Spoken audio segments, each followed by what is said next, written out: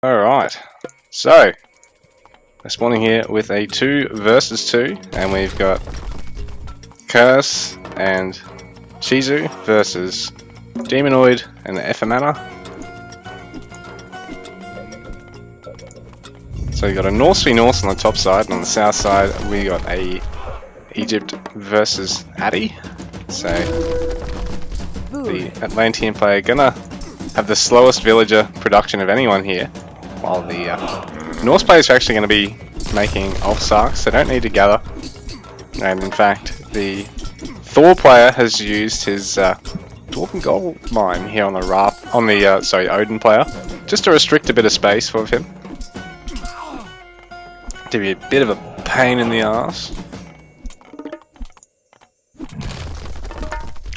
Temple out for Shizu, who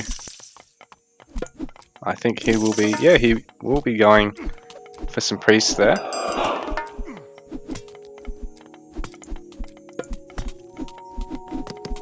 don't know why this doesn't have the UI mod enabled on it, because I thought I'd had that installed. I mean, I do have it enabled for the Voobly version, but this version of Tiny, it mustn't be on it. So instead I get to see all the lovely UIs of everybody. So we've got the Atlantean and the Norse and the Egyptian UIs. So we get back to casting the fight. Some good Priest of Ra production to try and bring down this mana, which is just locking up a bit of space on his side of the map. And on top of that, Gaia, the Lush, makes it impossible to actually build here as that spreads. So that's got to be taken down so the Egyptian player can creep forward with his buildings. Curse is actually going to use this temple of his teammates just to provide a bit of cover for these sentry towers. He's going to get up to try and be able to harass both his opponents, while Demonoid looking to do the same using his own houses as the break.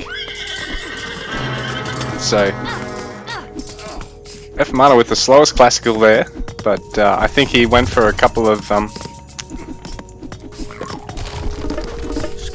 yeah, he went for a second citizen first before aging up, which is fair enough, because the Caladria is going to be able to heal the pair of them and make it quite hard to take them down, considering they are quite a good bit tankier than the average villager. They build a little bit faster as well, but the Atlantean player having to be extremely defensive otherwise. So, and he and his Odin teammate still going to have to rely on Norse infantry production to get them out of the first sort of phase of really aggressive play here. But Efamana going to be able to go to his heroic age. I think he's probably got that on the way, just as in time for everyone else. So Curse getting his heroic in, and Shizu's should be on the way. Yeah, so it is just in queue after the next villager. While Demonoid, because he's had such an aggressive opening with all these infantry, it's forced Curse to have to use a very early frost there. And it sort of just disables all these units, makes it really hard to actually bring them down. So he's actually going to focus down one of the houses with his tower, because these guys have 99 armor. They're basically set to unusable for the meantime. It means Curse and Shizu are going to keep trying to apply the pressure to Efamana here, but he's actually able to start getting his military out now. So Norse get to be so aggressive, and I mean Egypt do to an extent as well, but the priest spam isn't quite as strong as, say, the Norse infantry spam.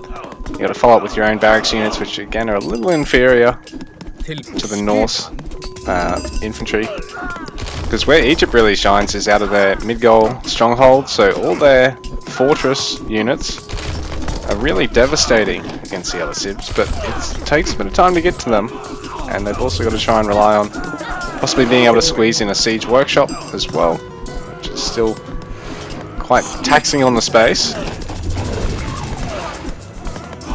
So Demonoid building well inside Shizu's area of the map here. He wants to try and take out this temple, which he's done so. But Curse hasn't managed to finish off those towers. He's gone for these ones instead to really apply the pressure back to Demonoid, who, again, such a nice Heavy barracks opening, borrowing a bit of space off his teammate. Which, like I said, the Atlantean player has to be really conscious of how long they're spending training citizens. So usually they can afford to sort of give their teammate a bit of space to play, quite an aggressive opening like this, because in Tiny you've got limitless resources, so why not? So Demonoid is up to 9 barracks in such a small map. It's amazing to see.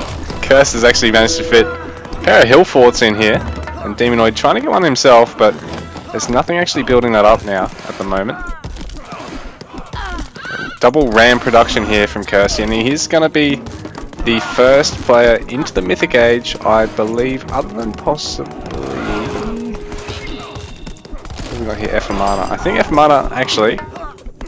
No, he's still on the way there. He's in Heroic. That's right. Everything gets like a gold tinge to it.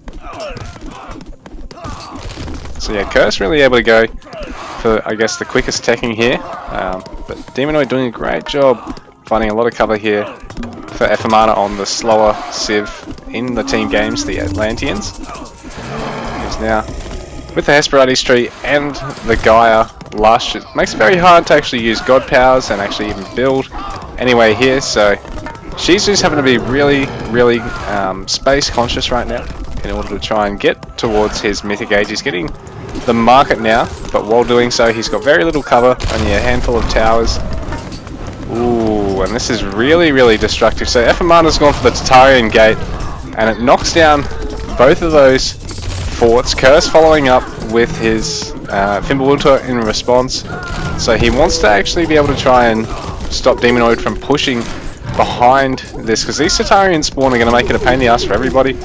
But ooh, Curse tapping out, and GG, well played guys. Our Northside team are the winners for this game 1 in our 2v2 series today.